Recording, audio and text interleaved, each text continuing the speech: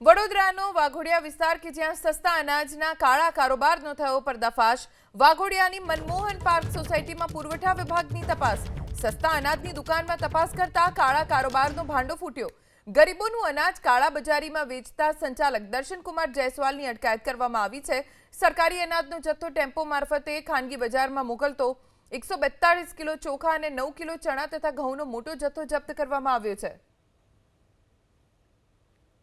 જે સસ્તા અનાજના જે ઘઉં ચોખા છે એ બહાર જઈ રહ્યા છે, એટલે તાત્કાલિક ધોરણે મામલતદાર તરીકે હું મારી ઇન્ચાર્જ એસએકે અને ટીમ સાથે અમે તપાસણી કરી પોલીસ સ્ટાફ સાથે, અને જેમાં ચોખા 142 કિલો, ચણા એક્સેસ 9 કિલો 220 અને મીઠું એ એક્સેસ મળેલ છે। એમને સીઝર હુકમ અમે આપેલ છે દર્શનભાઈને, અને જે ટેમ્પો છે એ ટેમ્પોનો જે છે એ ગણતરી કરી લીધું છે, અને એને અત્યારે ગોડાઉન મેનેજરને અમે સોંપણી કરીએ છીએ, અને ત્યારબાદ એની વિસ્તૃત તપાસ કરવામાં આવશે।